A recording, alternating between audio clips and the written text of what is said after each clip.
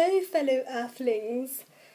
So today's topic is something that I'm really interested in because it's multidisciplinary. It includes evolution, psychology, sociology, societal expectations, that kind of thing. And those sorts of things are right up my street. I'm really interested in things that make us human, things in our society, and in particular, our treatment of women.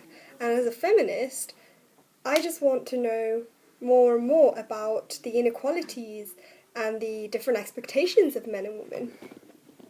And of course, as someone who's interested in societies, I'm always looking for answers. So I thought I would share what I've learnt over my last maybe year of research into double standards, etc., and maybe get a discussion going and maybe learn from each other. Maybe I can tell you something that you didn't know and I can learn something that I didn't know. That's the aim for this video. So as pretty much all of us women out there know, shaving and being bare is a pretty huge pressure. Since we are at the age of puberty, we are introduced to a wide range of methods through which to remove our hairs that are totally natural.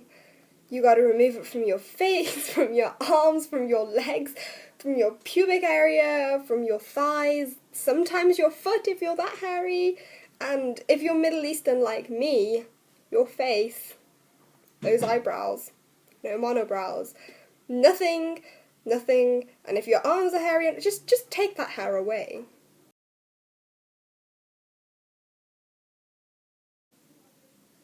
The problem with this is that the same expectations are not held for men.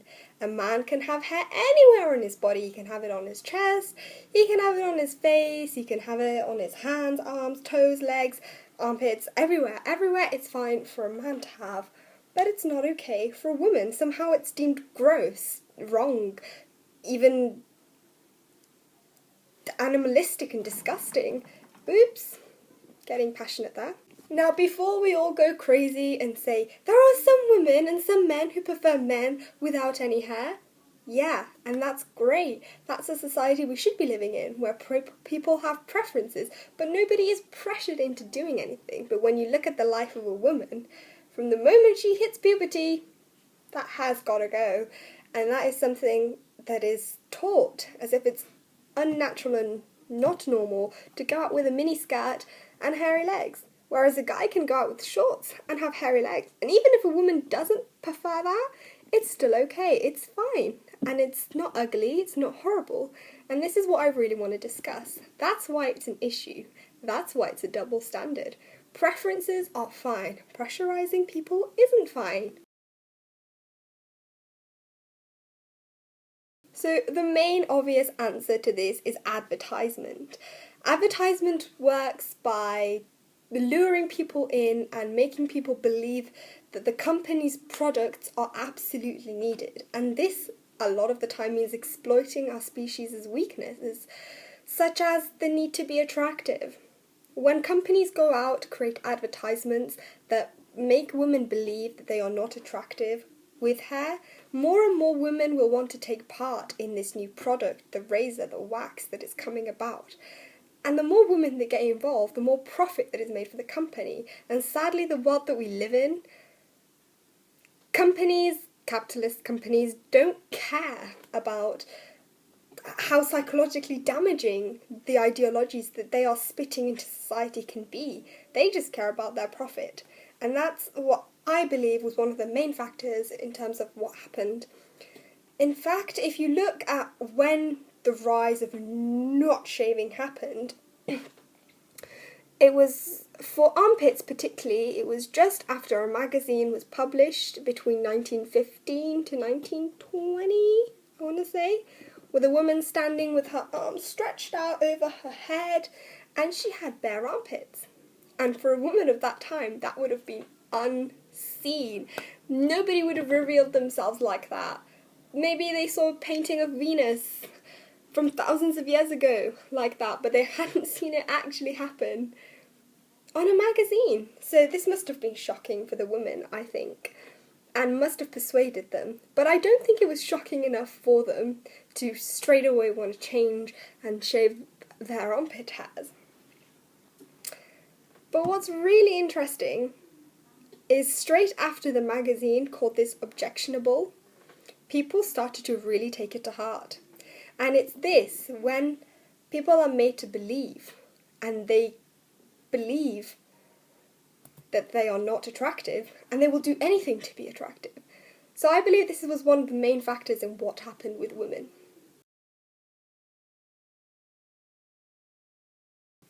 So of course advertisement can't be the only factor that influenced women into being hairless and influenced men into believing that being hairless is the right way. So I looked further into it, and actually there's an evolutionary theory which tries to explain why it was that women responded so well to being bare and men responded so well to women being bare, whereas it didn't really grasp the male audience as much as it did the female, feminine presenting audience.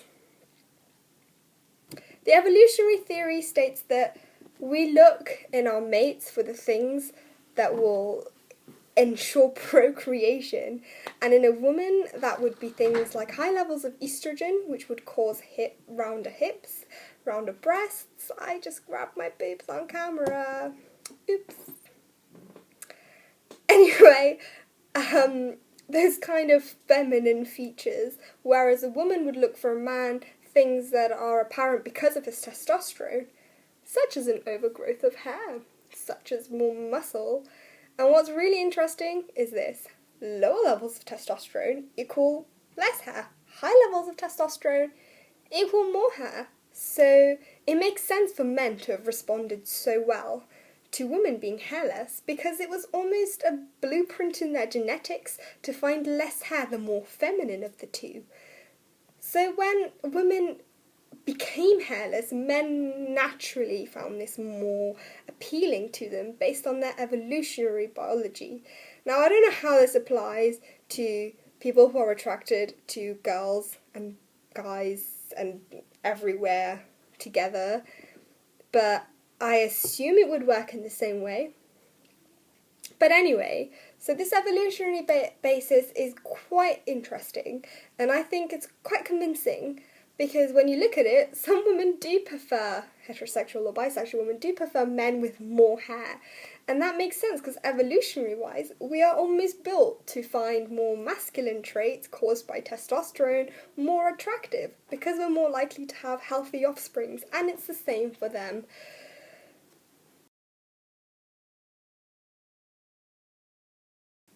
Although the original reason may have been so that we will be more attractive because that's what the companies fed us, I don't think the reason so much now is I'm going to shave my legs so that I'm more attractive, but it's just that that's the social norm, and if you don't do it, then you are almost an outcast, you're wrong in society.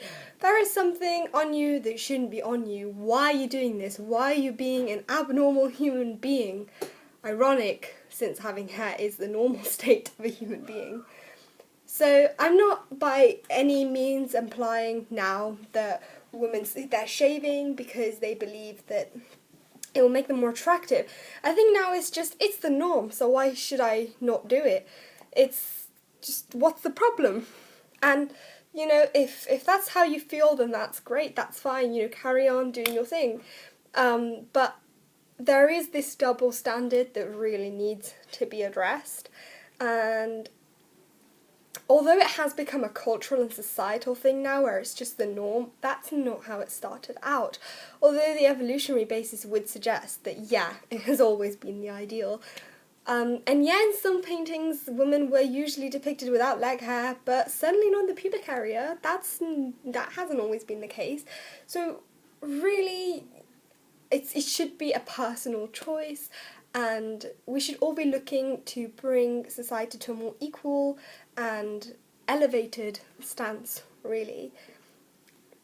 So yes, of course culture has a big impact. It isn't just that we want to be attractive, it is also that we feel it's just what's normal in society, and so we do it. It's not really a conscious thought process anymore, but I believe it started out as the desire to be more attractive and slowly became the social norm as more and more women did it. And now to rebel against that social norm would just be hideous. I've I have a personal story to tell about this and the effect of culture. I grow my armpit hairs out, and on a summer's day I went out with my mum and I was wearing a crop top, and she noticed that I had armpit hair, and this is a completely true story. She turned around to me and she said, "What is that?" And she turned the car around and she said, "We are not going, you're not going to embarrass me like this in front of people. This is disgusting. We're going to go back, you're going to wax it off, you're going to shave it off, and then we're going to come back." Our house was 30 minutes away from the event. She sacrificed a whole hour of petrol because I had armpit hair. That is not even because she personally disliked it, but because it was bad for her reputation as my mother, and that is the effect that culture has on people. So, I just want to change that idea that it's disgusting. I just want to see people walking around however they want to be walking around without being judged based on such arbitrary things, such as hair.